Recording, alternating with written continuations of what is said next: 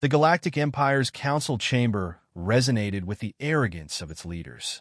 Seated in an ornate circle, adorned in symbols of their centuries-long dominion, they discussed the arrival of Earth's representative. The tone was dismissive, almost amused. A human diplomat, scoffed High Chancellor Threx, his deep blue skin rippling with disdain. What a waste of our time. They're barely a footnote in galactic history, agreed General Varric, adjusting the decorative pauldrons on his uniform. Primitive, fragile, and naive. This should take minutes. Humanity had only recently gained access to the galactic stage, an anomaly in a galaxy dominated by empires far older and more advanced. Their sudden emergence as an interstellar presence had puzzled many. Earth had offered diplomatic solutions to skirmishes and misunderstandings, maintaining a humble demeanor. To the Empire, this humility reeked of weakness. The Council's real agenda wasn't peace. They had orchestrated this meeting with a single objective: to send a brutal message to Earth. Destroying their representative would signal to humanity and other upstart species that challenging the Galactic Empire was folly. As they plotted, their screens displayed live footage of the human shuttle docking. It was an unassuming craft, sleek but understated, arriving amidst the grandeur of the Empire's central station. When the human emerged, it was almost disappointing. The diplomat stood at average height, dressed in a sharp black suit that contrasted against the station's metallic sheen. His dark eyes scanned his surroundings, calm yet piercing. There was a precision to his movements, a methodical, almost mechanical efficiency. "That's their diplomat," one of the junior council members murmured, barely hiding their disbelief. Threx waved it off. "It doesn't matter. Let the guards handle him. By the end of today, Earth will understand its place." The human's arrival in the council chamber was met with calculated cordiality. Empire officials offered hollow greetings, but the diplomat only nodded in response, his face a mask of indifference.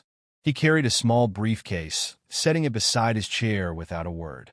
"Welcome to the heart of the Galactic Empire," Threx began, his tone dripping with condescension. "We hope this meeting will lead to mutual understanding." The diplomat tilted his head slightly, his voice measured.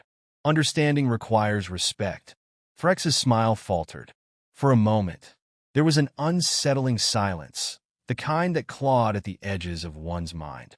The diplomat's words lingered, challenging the pretense of the room. The Empire's leader dismissed the moment, pressing forward. "Of course, but let us discuss the incidents involving your kind in neutral territories. Your ships have been encroaching." The diplomat's calm demeanor didn't waver. His hands rested on the table, fingers steepled. "Earth seeks peace, nothing more. But I sense your intentions differ." Before Threx could respond, the signal was given. Hidden compartments in the walls slid open, and armed guards poured into the chamber. Their weapons, sleek and deadly, hummed with energy. The council members smirked, their plan now in motion. Threx leaned forward, his voice sharp. "You misunderstand, human. You are not here to negotiate. You are here to serve as an example." The diplomat remained seated, unbothered by the weapons aimed at him.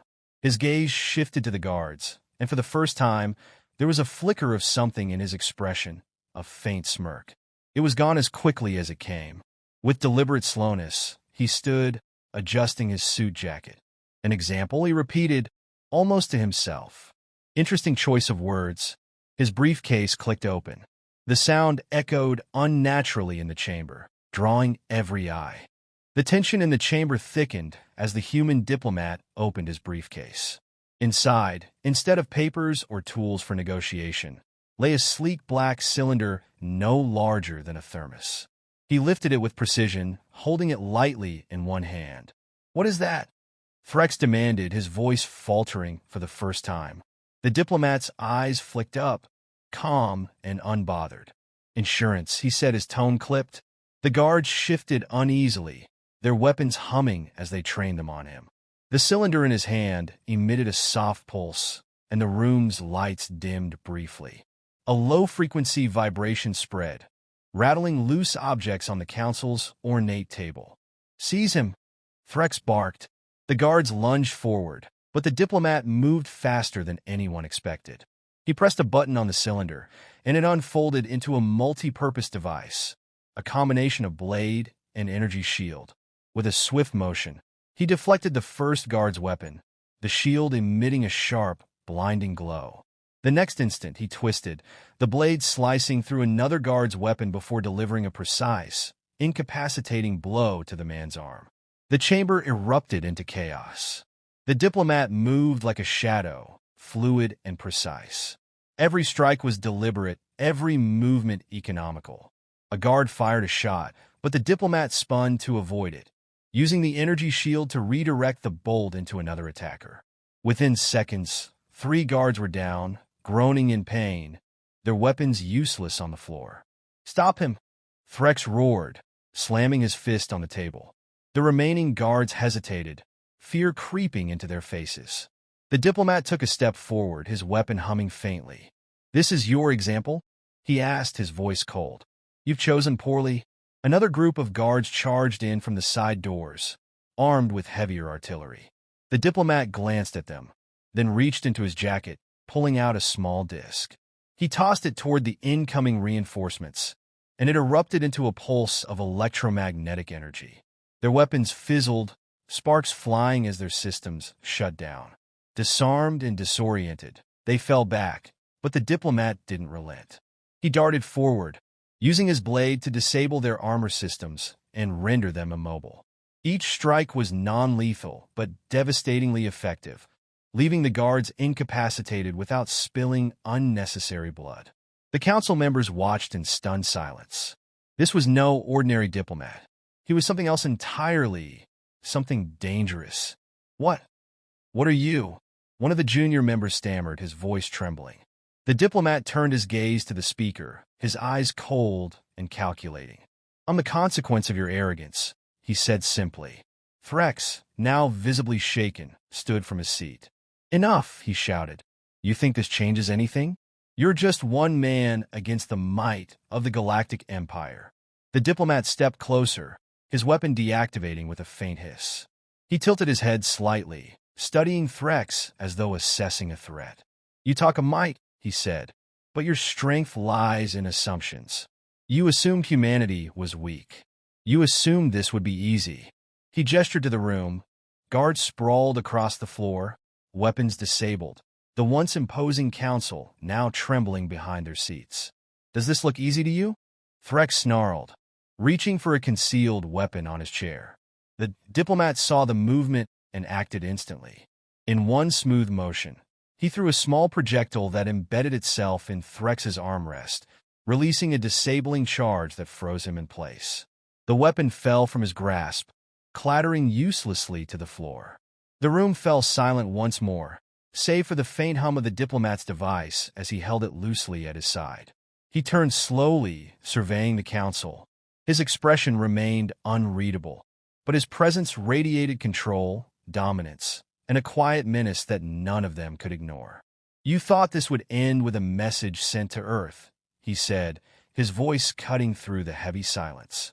"Instead, it ends with a message sent to you. Humanity is not your prey. Underestimate us again, and you won't get another chance to regret it." The council members remained frozen, their arrogance shattered, their plans in ruins. Threx, still paralyzed in his chair, could only watch as the human diplomat turned and walked away, his footsteps echoing in the chamber. The cylinder folded back into its compact form, and he placed it calmly into his briefcase before exiting the room. Behind him, the once mighty leaders of the Galactic Empire sat in stunned silence, their plans of dominance undone by the unassuming figure they had so gravely underestimated. As the diplomat walked through the now silent corridors of the station, his mind briefly wandered back to the mission briefing on Earth. The holographic projection of his superior had hovered above the table, displaying the Galactic Empire's sprawling network of power. "You'll be going as a diplomat," the superior had said, their voice calm but firm. "They'll underestimate you. That's what we're counting on." He nodded, understanding the unspoken part of the mission. His training had been years in the making: physical conditioning, psychological resilience, mastery of combat tactics, and an intimate knowledge of alien cultures and technologies. He wasn't just a representative of Earth. He was a weapon designed for moments exactly like this. Your objective isn't just to negotiate, his superior continued. It's to send a message. Humanity has spent centuries being overlooked, underestimated, and dismissed. Not anymore. Make them understand. The memory faded as he approached a group of additional guards blocking the hallway. Unlike the ones in the council chamber, these carried heavier armor and were augmented with cybernetic enhancements. They spread out, weapons raised, their movements precise and disciplined. One of them stepped forward, his mechanical voice amplified through a vocal modulator. Surrender now, human. This station is locked down. You have nowhere to go. The diplomat paused, his briefcase still in hand, and let out a slow breath. Your enhancements, he said, his tone almost conversational. Do they make you faster than me? Stronger? The guard hesitated, confused by the question. Stronger than you could imagine, he said, leveling his weapon. The diplomat's lips curled into a faint smile. Then I suggest you imagine harder. Before the guard could react, the briefcase hit the ground with a thud. The diplomat was a blur, closing the distance faster than their targeting systems could track. He dropped low, sweeping the legs out from the nearest guard while grabbing the weapon from his hands. With a fluid motion, he turned the weapon on the others, disabling their targeting visors with precise, non-lethal shots. One guard lunged forward, cybernetic arms extending to grab him. The diplomat sidestepped effortlessly, grabbing the arm and using the guard's momentum to hurl him into a nearby wall. Sparks flew as the impact disrupted the guard's systems, leaving him slumped and immobile. The remaining guards hesitated, their confidence visibly shaken. The diplomat straightened, tossing the now empty weapon aside. You were programmed to fight predictable opponents, he said, his voice calm. Humans don't fight predictably. He pressed a button on his wrist device, and a small drone emerged from his jacket. It buzzed around the guards, releasing bursts of electromagnetic pulses that disabled their remaining defenses. One by one, they dropped their weapons, forced to retreat or collapse where they stood. As the last guard fell, the diplomat continued walking, his pace unhurried. Every movement was deliberate, his focus unwavering. This wasn't just survival, it was execution, every action serving a purpose. He reached an elevator leading to the Empire's command deck. As it ascended, he allowed himself a moment to reflect. Humanity's rise to interstellar power had been a series of calculated steps, each one designed to challenge the assumptions of older, more complacent species. For centuries, Earth had been seen as insignificant, a planet on the edge of relevance, home to a species too fragile for galactic affairs. But that fragility was a facade. Humanity had endured countless trials, wars, disasters, extinction-level threats, and emerged stronger each time. They adapted, innovated, and thrived under pressure. What the galaxy had dismissed as weakness was their greatest strength. The elevator doors opened with a soft chime, revealing the Empire's central command room. Standing at the far end was Admiral Draxon, a towering figure clad in ceremonial armor. Unlike Threx and the Council, Draxon exuded calm authority, his posture relaxed but ready. You've caused quite the mess, human, Draxon said, his voice measured. Do you really think you'll leave this station alive? The diplomat stepped forward, his expression unreadable. That depends on you. Draxon raised an eyebrow, clearly intrigued. You've proven capable, I'll grant you that. But this is the heart of the Empire. Even you must realize there are limits to what one man can achieve. The diplomat tilted his head slightly, his gaze unflinching. Your empire thrives on intimidation, on the illusion of invincibility. But today, I've shown your council, your guards, and now you, just how fragile that illusion is. Draxon chuckled, though there was no humor in it. And what do you expect to gain from this demonstration? Gratitude? Fear? Humanity is still outmatched, outnumbered, and surrounded. You've won a battle. Nothing more. The diplomat's expression remained unchanged. You think in terms of battles and numbers.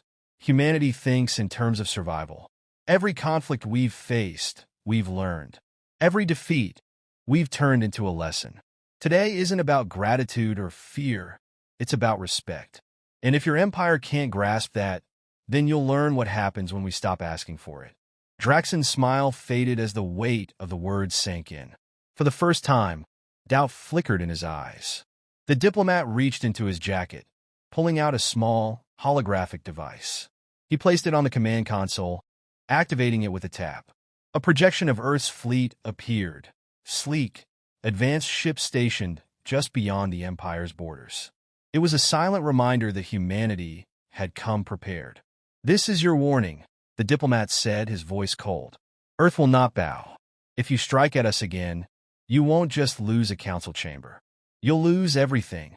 Without waiting for a response, he turned and walked away, leaving Draxon to stare at the projection in stunned silence. The message had been delivered. The station was eerily silent as the diplomat made his way to the final destination. Every step echoed through the polished halls, the earlier chaos leaving a tangible void in its wake. Behind him, the wreckage of the Empire's pride and power lay scattered. Elite soldiers incapacitated, their advanced technology reduced to scraps. Ahead, a single, heavily fortified door stood between him and the supreme leader of the Galactic Empire. He paused, glancing at the biometric scanner guarding the entrance. From his pocket, he withdrew a slim, featureless card. Sliding it against the scanner, the door hissed open, revealing an opulent chamber lined with gilded panels and shimmering alien artifacts. At the center of it all sat the supreme leader, Sovereign Calix, perched on an elevated throne carved from a rare, glowing mineral. Calix was no ordinary figure. The sheer presence of the alien ruler filled the room, their towering form radiating authority. Their golden eyes narrowed as they observed the human entering without permission, without fear. "You've been busy," Calix said, their voice low and resonant, carrying both intrigue and menace. "Few have ever made it this far, let alone unscathed." The diplomat stopped a few meters from the throne, his hands relaxed at his sides. He studied Calix for a moment, his expression unreadable. "Busy would imply effort," he replied calmly. This was just the inevitable consequence of your arrogance." Calix tilted their head, a faint smirk forming. "Arrogance? Or confidence? We've ruled this galaxy for centuries, human. Empires rise and fall at our whim. You are nothing but a fleeting nuisance, a minor disruption in the grand tapestry we weave." The diplomat's gaze didn't waver. "The tapestry you weave is fraying. You've grown complacent, Calix. You rely on fear to maintain order, on outdated ideas of power. But fear has a limit. When the illusion shatters, what remains?" Calix leaned forward slightly, their golden eyes narrowing. "And you believe your species, a fledgling among giants, has the strength to shatter that illusion?" The diplomat reached into his jacket, pulling out a small, spherical device. He placed it on the ground between them, and it projected a hologram of the galactic map. Highlighted across the display were key Empire installations, outposts, shipyards, communication hubs. "These are your vulnerabilities," the diplomat said evenly. "Every weak point we've identified, every chink in the armor you thought was impenetrable. And this..." He tapped the device, and the hologram shifted to show Earth's fleet. Dozens of ships, each sleek and bristling with weaponry far beyond what the Empire had assumed humanity capable of. "This is the force we've held back, waiting for the day you made the mistake of pushing us too far." For the first time, a flicker of uncertainty crossed Calix's face. They studied the projection in silence, the weight of the information sinking in. "We've watched you," the diplomat continued. "For decades, we've studied your tactics, your technologies, your weaknesses. While you dismissed us as primitive, we prepared. And now here I stand, not as a diplomat, but as a warning. Earth does not seek war, but we will not kneel." Calix's smirk returned, though it lacked the confidence it once held. "Impressive posturing," they said, their voice quieter. "But words and threats are meaningless in the face of reality. The Empire is vast. Your fleet, though formidable, is a spark against a firestorm. You cannot win." The diplomat's lips curved into a faint smile. "We don't need to win. We only need to make the cost of fighting us unbearable." With a subtle motion, he tapped his wrist device. The projection shifted again, this time displaying the Empire's central energy network. The image zoomed in on a single node, an unassuming facility tucked away on the outskirts of Empire-controlled space. This, the diplomat said, his voice steady, is your primary energy relay. A strike here would cripple half your fleets and leave your core worlds vulnerable. We've already positioned assets to reach it in hours. Calix's eyes widened imperceptibly, their composure slipping for the briefest moment. You think we're here to fight you on your terms, the diplomat continued. But we've already chosen the battlefield. We've prepared for the consequences. The question is, have you? Calix rose slowly from their throne, their towering form casting a long shadow over the room. For a moment, the air seemed to vibrate with tension, the weight of their power pressing down. Yet the diplomat stood firm, unyielding. What do you want? Calix finally asked, their voice quieter, almost subdued. The diplomat stepped forward, closing the distance between them. What humanity has always wanted. Respect, recognition, peace. If you value your empire, you'll ensure that this incident is the last. No more ambushes, no more attempts to intimidate or control us. We will stand as equals, or you will fall. Calix's gaze bore into him, searching for any sign of weakness. Finding none, they finally exhaled, their shoulders relaxing.